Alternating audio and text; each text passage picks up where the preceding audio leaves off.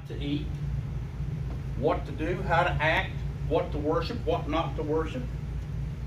And one of the things that is said in chapter 18, verse 22, thou shalt not lie with mankind as with womankind. It is abomination. It's written. In my Bible, it's written. Can we just pass over that and not look at it? Can man make laws that we can marry one another as we find appeased? God is the author of creation. God is the one that created the earth and the heavens. You say, well, preacher, I've heard that Bible preached about, and those of you that don't go to church or you're with your companion, I invite you to come worship a God that can share an example with you that will tell you a different story. And that different story is that God gave us a natural use from a man to a woman. The book of Romans says that they will fall away and they will lose that natural use of a man to a woman. Become lovers of themselves, boastful, envious, idolatrators, worshiping other things but God. That's what our world has come to. I want to tell you a story before we recess for the day. A good friend of mine, Craig Lyons, great friend of mine, and his son, Justin, we're going on a trip. And we're going on a fishing trip down to the Outer Banks. And we pile up the car, get our fishing rods ready, and we're off, and we're going to have good communion. We're going to have fellowship with one another, read the Word, be glorified of the Word. And Craig's got his boat, and we've landed in a place right outside of Morehead City. I just feel like, well, we need to go. We love to fish for flounder. We're going to call ourselves the Flounder Pounders. I mean, that's what we love to do as men when we get out here, is go out and have a good time. So we stop at the store and said, well, I don't know where to go. I said, well, there's a guy in white boots going in the store, and he looks like a fisherman. I'll just go ask him, where can we go catch us the flounder today? So the guy, I met him outside the store. He's got big old white boots on, rubber boots, and I said, excuse me, sir, would you mind, you look like you fish, like you know something about fishing. He said, I know a little bit about fishing. He said, well, could you tell us where we could go to catch us a flounder? I said, well, I'm fixing to take the boat and go fishing. He said, I'll just show you where you can go, or if you don't want to do that, you can just come and go with me. Craig's real tired. You know, when you're pulling a boat, it does tire you. I said, well, I'm going with it, Craig. You want to go? Let's go with this guy. He's going to take us and with him and show us how to be real flounder pounders. Okay? Nah, you go ahead and go. I said, okay, I'm going. I ain't no doubt about it. I'm going.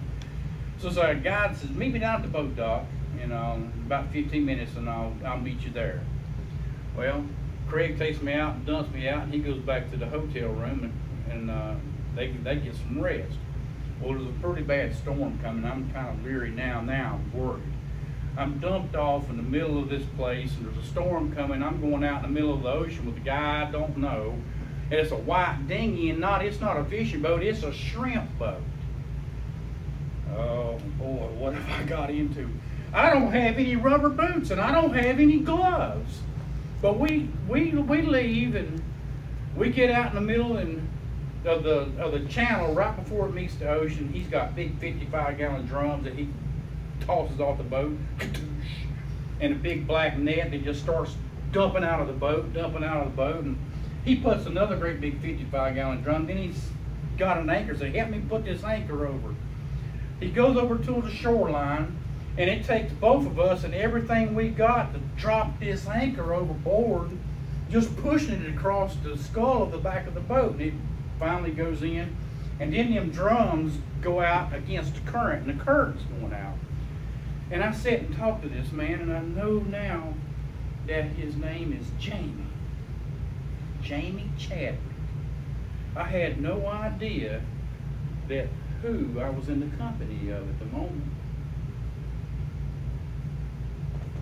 So he goes and tells me about these things that we're fishing for called shrimp. And I said, yeah, right, we're going to catch some shrimp. Well, the first time he pulled the net in, he pulls the net in, and he has to have a winch, an electric winch, to pull the net up. And when it comes up, there must be 500 pounds of stuff in this net. And it comes up and it dumps on the deck. And I don't have any gloves. Just grab it and put the shrimp in one place and throw everything else through that hole in the side of the boat. I said, okay. So I got stingrays that I'm grabbing hold of and chunking through it. Sharks, I grab a hold of sharks and chunk them through it. He said, now don't touch that thing right there. He said, it'll hurt you. It'll hurt you bad. And he goes over there with his boots and he kicks it out that hole. But there's something about these shrimp. We caught some shrimp that were big as bananas. He said, that's a tiger shrimp. He said, I don't know how they got here. Somebody brought it here from Thailand and now it's starting to get in our waters. I said, okay, but every time you grab them, these fishermen like Jamie call them prawns. And they're good size. Some of them's great big and then some of them's real small. But these shrimp have two different kinds of colors. There's one that's kind of pink, and then there's another kind that's kind of green looking. So I'm talking to Jamie. I said, Jamie, these are two different species, are they? And I'm asking him because he's the expert. He said, yes. He said, they're two species of shrimp. He said, I don't know the scientific part behind them, but one's a green shrimp and one's a pink shrimp.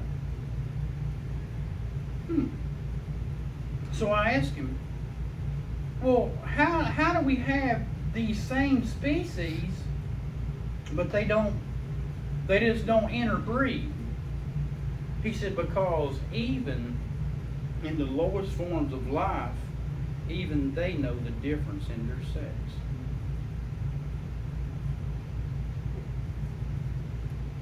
As the fishing story continues, is to come by the shop in the morning and I'll show you some boats that I'm working on, which I had no idea that this man built multi-million-dollar yachts. The Hurricane, the Hatters, these kinds of ships is just who this guy builds. And I'm just really amazed. In the middle of the ocean, two different strange guys witnessing to one another about God's example of creation. Even the lowest forms of life know the difference in their sexes.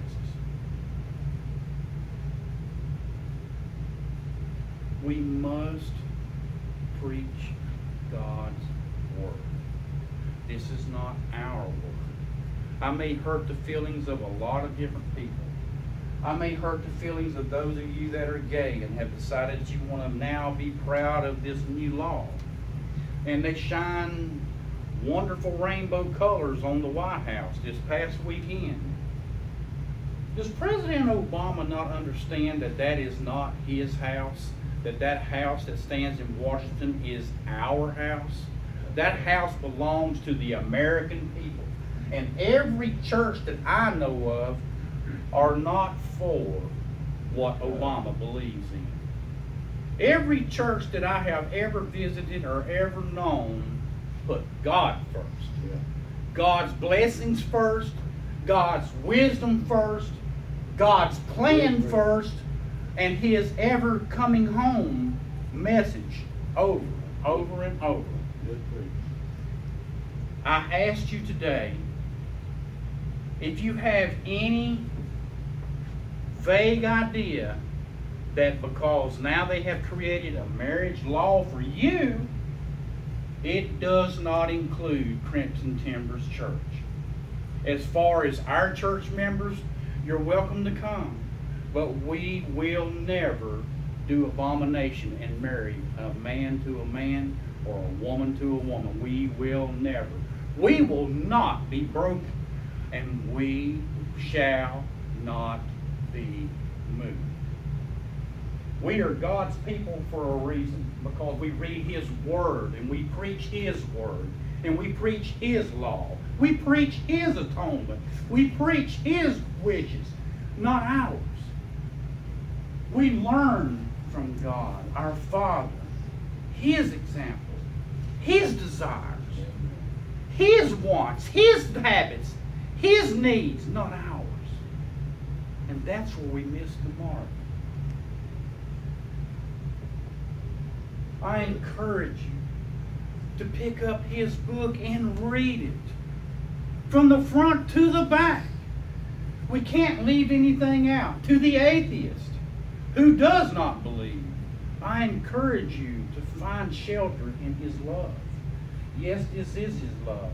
There are many preachers that doesn't agree on preaching His word, but that's what I've been blessed to do. Amen. That's what I've been empowered to do, is to preach His word, not mine. Right. If I'm stepping on the feet of someone that believes not, this is how it was written. This is how it was designed. This is how the creation of man was formed. This is how the perfect creation of the marriage of one man and one woman in the very beginning, and one snake. That's what it took to destroy the offspring of Adam. I encourage you, folks, if you belong to a group of people that thinks, if you're sitting in a bar somewhere tonight and you're discussing over your drinks what's right and what's wrong between this gay marriage issue, pick up you one of these at your local Kmart or Walmart and open it up and read it to Leviticus 18:22 and listen to what it teaches, what it tells us, what it commands us. Amen. As His children, how we should carry ourselves through time. Amen. If you got any doubts about how we're supposed to act or how we're supposed to grow, pick you up one of these. And if you don't have the money to buy one, come see me. I'll give you one. I thank you, dear God, for giving me the ability to be the mouthpiece for your vision, for your word, your rules, your regulations. Thank you for the people that come this morning to worship you. Father,